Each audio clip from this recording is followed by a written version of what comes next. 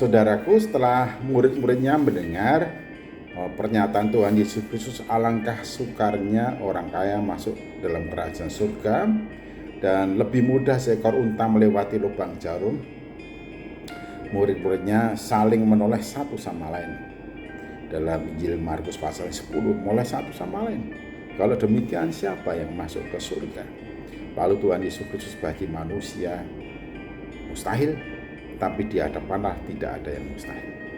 Ini artinya apa? Untuk masuk ke surga bukan ranah manusia. Bagaimanapun manusia berusaha dan berjuang, tidak akan pernah bisa membuatnya masuk ke surga. Ke surga wilayahnya Allah. Itu sebabnya untuk memperoleh hidup kekal dan surga dinyatakan sebagai kasih karunia-Nya. Muridnya belum juga jelas akan hal itu. Lalu Petrus mewakili para murid yang lainnya bertanya, "Kami telah meninggalkan segala sesuatu dan mengikut Engkau." Di balik pernyataan itu sebenarnya ada satu pertanyaan, lantas apa yang aku peroleh? Apa yang aku dapatkan kalau aku sudah meninggalkan segala sesuatu dan mengikut Engkau, Tuhan? Kalau aku sudah melepaskan segala sesuatu dan mengikut Engkau, apa yang aku peroleh? Kalau aku sudah menyerahkan segala sesuatunya dan mengiring langkah-Mu, Tuhan, apa yang aku peroleh? Nah, di balik ungkapan kami telah meninggalkan segala sesuatunya dan mengikut Engkau itu, jadi ada pertanyaan, dan ini manusiawi, sebab manusia dalam hidup di dunia ini selalu saja ada hitung-hitung untung rugi.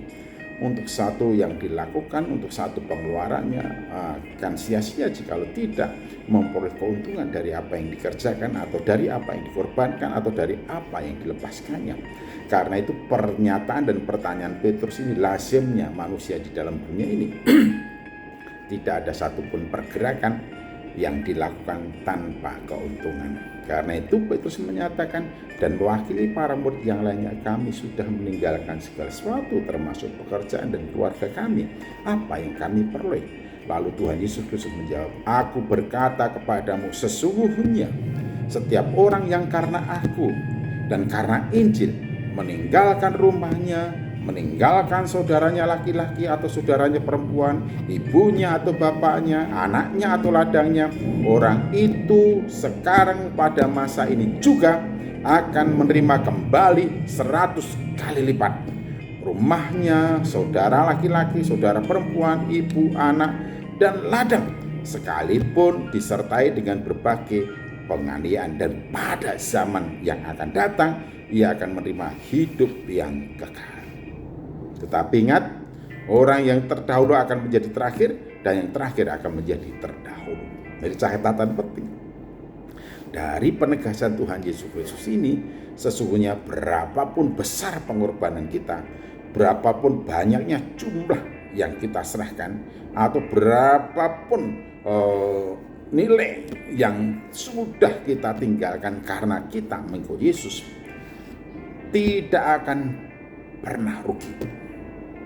Tuhan Yesus akan mengembalikannya 100 kali lipat. Kalau dihitung nilainya berlipat kali ganda dari pengorbanan kita, dari penyerahan kita, dari apa yang kita tinggalkan.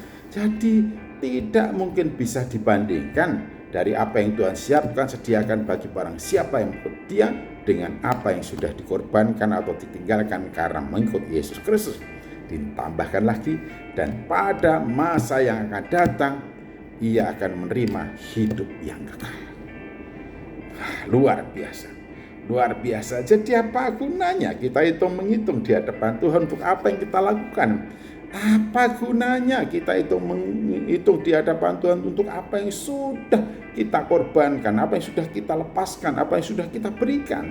Tidak ada nilainya sama sekali dibandingkan dengan berkat anugerah yang sudah Tuhan siapkan atau yang akan Tuhan berikan kepada kita semuanya.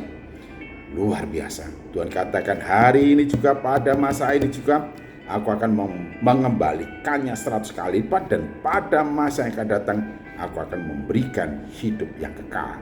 Orang itu akan mendapatkan hidup yang kekal. Sebab itu Saya mengatakan nilainya luar biasa dan kita tidak akan pernah rugi kalau kita meninggalkan segala-galanya, menyerahkan segala-galanya dan mengikut Yesus Kristus. Amin.